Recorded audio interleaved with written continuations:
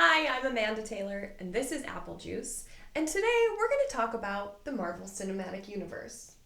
If the shirt wasn't a tip-off, the introduction should be.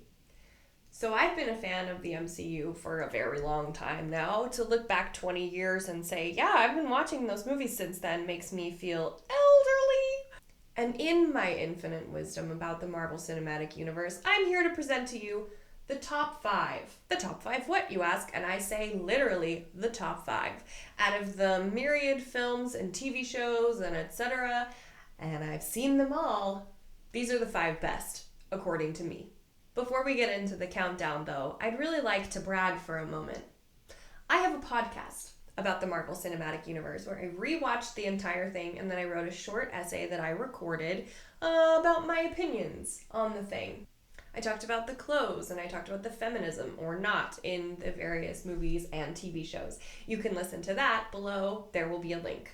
But something else that I got to do that most Marvel fans cannot brag about, so I will do that now here with you, is that I have interviewed several Avengers. In 2013, right after college, I was lucky enough to be an intern at Entertainment Weekly, and it's basically the coolest thing that's ever happened to me, and I try not to brag about it that much, but it is the basis for most of the things that have happened in my life since then.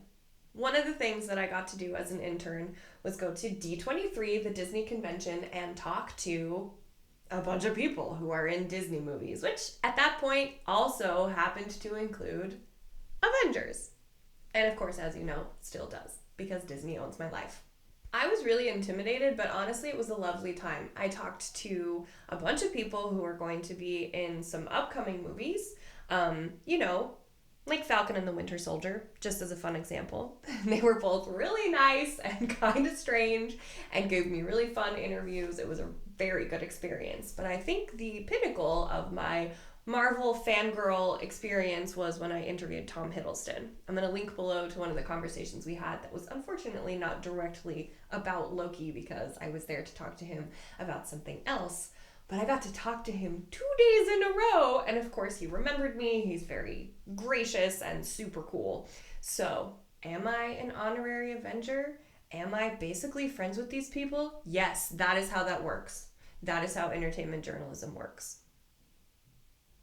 Anyway, now that I'm done bragging, I'm going to get into my top 5. I always think of the top 5 as being like really one of the best things you can offer someone. Tell me if you remember this. In junior high, people being like, what's your top 5? And you being like, I'll tell you mine if you tell me yours. And then you make a list of all of the people that you have a crush on, except if you're me, it's like a number 1, and then you just lie for the other 4 because you want to get 5 out of the other person, and so you just choose 4 like non-disgusting people that you would be into if they maybe presented the option.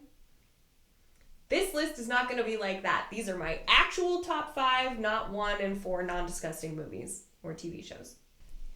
Starting from the bottom up, we are going to kick it off with Avengers. Maybe seems like an obvious choice, but it was the first time that we had payoff for this beautiful grand scale plan that Kevin Feige had sort of pitched to us as an audience, and it worked. We got through the first few movies of Phase 1. They're okay, let's be honest. Not the sparkling diamonds of the collection. But then we got Avengers, and it was really good. It came out at a time when we were still able to think of Joss Whedon as a savior of fandom and a geek girl guy. You know what I mean? I think of that time very fondly. I witnessed him from a distance at Comic-Con and thought, I love that man.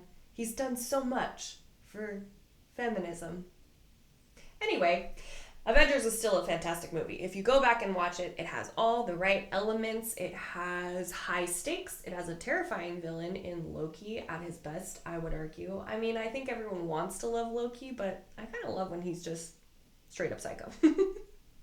We finally get to see them all interact and see all of their stupid male egos clashing, but with jokes. And that is an important part of the MCU. There is a lightheartedness and a hopefulness about these movies that I absolutely love. Plus, we got this. Shakespeare in the Park? Doth mother know you weareth her drapes? This is beyond you. This movie is like comfort food for me. I watch it when I need to feel centered and grounded and be reminded of who I am. That said, I do also always cry every single time Agent Coulson dies. Every time. And I've watched Agents of S.H.I.E.L.D. And I've met Clark Gregg. Also, let's be honest, that tracking shot where we get to see Hulk and Thor and Captain America and Iron Man and, okay, Hawkeye, whatever, and Black Widow all kicking ass in New York City, it is a sight to behold and truly a joy, something that they set up to do in the future movies, and I'm so glad that they stuck with it because it works. Number 4 for me is Captain America Civil War. So I have a confession to make, and I really hope this doesn't make you click away or unsubscribe or send me a hate mail, but I don't really like Captain America. For personal reasons, I find his sort of adherence to the rules and piousness and all of his sort of good boy stuff really annoying. So yes, I'm firmly Team Iron Man for a lot of reasons, but one of them being that Cap just straight up bothers me. But like, I love him still, you know what I mean? Captain America Civil War was basically an Avengers movie, which I'm completely fine with. It's setting up an incredible conflict in which the villain is each other. And the fact that they have all this power and they don't really know how to manage it. It's a very interesting premise and well adapted from the comic series, and just the elegance of having all of these characters coming together and having this conflict while also introducing big time fan favorites who are going to have their own standalone movies in ways that feels both authentic and valuable to the character as individuals and also to the story as a whole. It's honestly very remarkable. Like, we get introduced to T'Challa / Black Panther, and we also get introduced to Peter Parker / Spider-Man in this movie. Blockbuster event of the century. I mean, seriously, it was like, I'm overwhelmed. One of the other really fun elements that we get in this movie is them interacting in a world where they kind of all know about each other. And we get all these amazing Scott Lang comments about, like, I know you, and hey, and this is great. And my favorite moment when he calls Hawkeye Arrow Guy. Not Team Hawkeye over here. Not a fan. Do not like that character. So any slights on that character, I'm pretty much like, yay, more. Kind of like this. I'm Clint. I don't care. I freaking love it. I would have 100 million more jokes like that if they were offered to me. I would take them. I am obsessed with Peter Parker, and I find that his introduction in this movie is a slightly misleading offer because his standalone movies to me have been truly terrible. I hate them. But in this movie, he's very well written. The performance is so good. He has this extremely moving speech that he gives to Tony about the reasons that he does what he does, and I was set up to fail with that one, let me tell you. But the version of Peter Parker that exists in Captain America Civil War is the one I will cling to in the MCU until the day they bring back the Spider-Men that I actually like.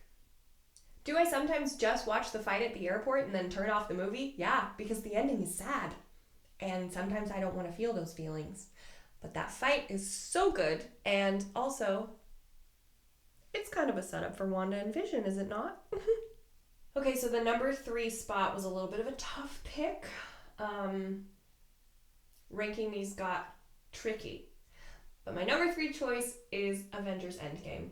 It is a perfect movie. We waited for so long. The payoff was incredible. The combination of seeing all these characters together and also like watching the handoff and sort of the phasing out of some of the people that we've seen for 20 years and the phasing in of some of these new characters that I'm very, very excited about. It was so much fun. And also, I cried a lot, like a lot of times. Pretty much everything that happens in that movie is perfect in my opinion, but the thing that really got me was this. I don't know how to explain this to you, but when they flashed up those numbers, I freaked out. I absolutely just screamed and I flailed and I just freaked out because I knew we were going to see characters that we hadn't spent a lot of time with in these movies yet. And then Jarvis was there. I mean, it was like, I don't know. It felt like, hi, we see you. We know that you're like a big fan and you want this. And I was like, thank you. Also, it was just really emotional, and frankly, I had been waiting for 20 years to hear Captain America say, "Avengers assemble," and he finally fucking did it, and it was perfect. And I screamed again. Yes, there are a lot of sad emotions in this movie, but it also is the most triumphant thing I have ever seen, and not just from a storytelling perspective, but also the triumph of the filmmaking perspective, that they built this thing and it worked. That's marvelous. I mean, honestly, would you have expected that to keep going? At some point, I think we all thought it would fall apart, or they'd have like some real clunkers that came along and they were like, ooh, this is really a bad time. They're almost all good, and they built up to that. Incredible. Okay, so my second favorite Marvel thing ever is Thor Ragnarok. Thor has long been one of my favorite Avengers, and the first 2 Thor movies are bad. I mean, I just said, no clunkers, but they border on it. They're not very good. Which is unfortunate, because I think there's a lot of potential, not only in the world building and the storytelling, but with the cast. When I saw Thor Ragnarok, I kept just being like, this is what we've been waiting for, and what we deserved all along. I'm very cool when I go see Marvel movies in the theater. I'm very chill about it. Quiet, Finally, somebody came along who understood that the actors all had comedic chops, and they knew exactly how to use who in order to make this movie absolutely hysterical, while also furthering the mythology, opening some doors, closing other ones, and creating some momentum and some forward thrust that put Thor back in the conversation in a way that he previously kind of hadn't been. It was like watching a miracle unfold. The first few notes of the Mark Mothersbaugh score and that opening scene where he's joking with Serta, it's just so good. I felt very vindicated and redeemed, honestly, just being like, yeah, I knew it. I knew there was potential here. But that's kind of the magic of these movies, is that everybody feels that kind of ownership. Like, I knew. This is mine. I believed. And they're doing this well for my benefit, because I'm a fan and they want me to be happy. The delusions that we trap ourselves in. The jokes in this movie are outstanding, and it's because every single person knows exactly how they need to react to things. I mean, this is the most iconic scene of all time. So I went to pick up the snake to admire it, and he transformed back into himself, and he was like, yeah, it's me, and he stabbed me. I just... Yes. So at this point, you're probably wondering, what is her number 1 pick? How could anything beat Endgame or Thor Ragnarok? It's WandaVision. It's obviously WandaVision. You probably saw this coming if you follow me at all. When they announced that they were doing all of these TV shows on Disney Plus, I was extremely skeptical and extremely nervous as well, because it was a medium that previously they hadn't spent a lot of time in. Agents of S.H.I.E.L.D. is very up and down in quality, and the Netflix shows, Jessica Jones, etc., not my thing. A little too dark. A little too gritty. I've been a very active member of the fan community for a long time now.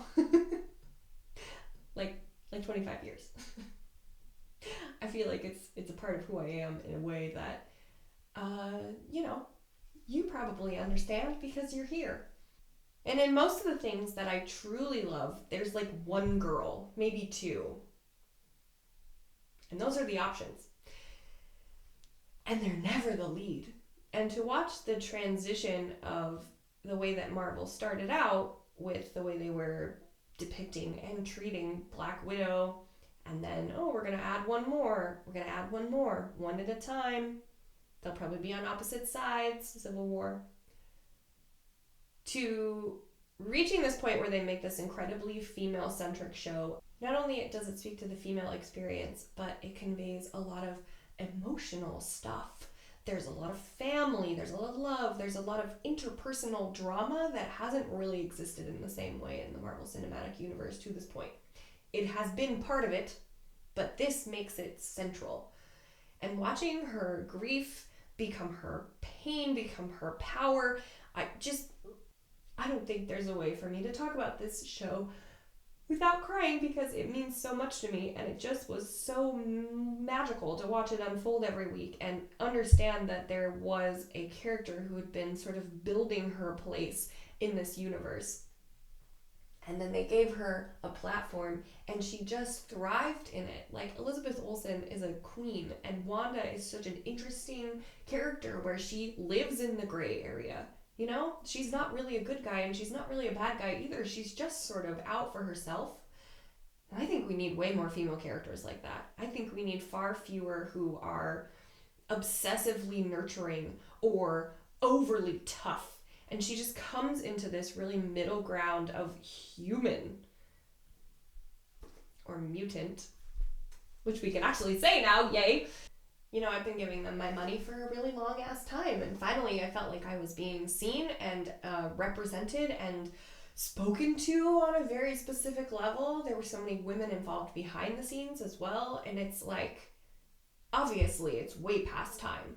This shouldn't be novel anymore. But it was, and it was so good, and it was so creative and weird and interesting and really dark at times and truly sad, but also really hopeful and wonderful and full of love. It was just the full fucking gamut, and I love it so much. And then not only do we get Wanda, but we also get Agnes and we get Monica. We get multiple women who are all coming from all of these really complicated and specific angles where they're interested and motivated by different things. Plus, and let me just say this, they had costumes. That is... Having a female audience means that you gotta mix it up. I want to see cool hairstyles. I want to see amazing clothes. I want to see shoes. I want to see makeup. I want to see all the things that I got to see in WandaVision as they traveled through this like sitcom time period thing. It was just like, are you reading my dream journal? And ultimately, of course, having a love story at the center of it made it the all-time best thing that's ever happened to me as a Marvel fan. On a personal note, I do believe in soulmates, and I love watching how these characters understand and talk about the fact that they are destined to be together. No matter what happens, they'll find each other again. We have said goodbye before, so it stands to reason We'll say hello again. I like WandaVision a lot. I'm Amanda, this is Apple Juice, and I'm gonna go cry.